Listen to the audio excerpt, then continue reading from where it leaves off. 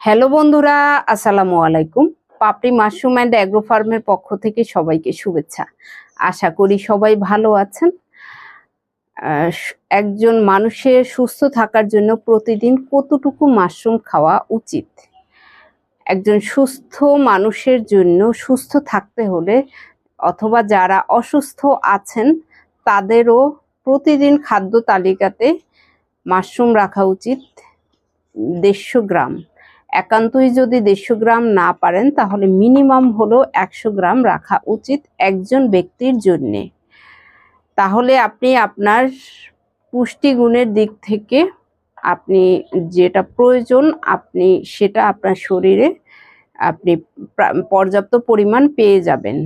অনেকেই আছেন যে মজাদার খাবার একদিন খেলেন কিন্তু আর বেশ কিছুদিনে হয়তো খাওয়া হয় না বা আগ্রহ থাকে না বা নিজে বুঝতে পারেন না যে এটা কতটুকু খাওয়া উচিত।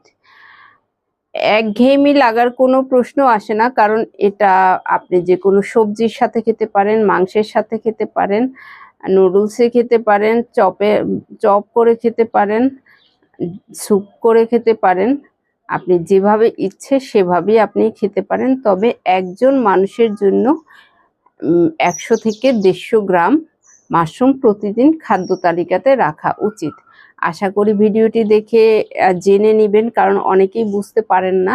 একদিনে হয়তো অনেক খেলে কোনো ক্ষতি নেই, কারণ যত খাবেন তাতে কোনো নেগেটিভ প্রভাব পড়বে না, কিন্তু প্রতিদিন খাদ্য তালিকাতে রাখলে আপনি সুস্থ থাকতে পারবেন এবং যে রোগগুলোর কারণে আপনি রিমুভ হবেন বা নিয়ন্ত্রণে থাকবে, বিশেষ করে ডায়াবেটিস, হাই প্রেশার, রক্ত স্বল্পতা অথবা প্রেগনেন্সি মায়েদের জন্যে এটা খুব গুরুত্বপূর্ণ। মাশরুম প্রতিদিন খাদ্য তালিকাতে রাখেন এবং সুস্থ থাকেন। ভালো থাকুন, সুস্থ থাকুন এবং নিজ ঘরে ঘরে মাশরুম চাষ করে নিজের পুষ্টি চাহিদা মিটিয়ে তুলুন। ভালো থাকুন। আল্লাহ হাফেজ।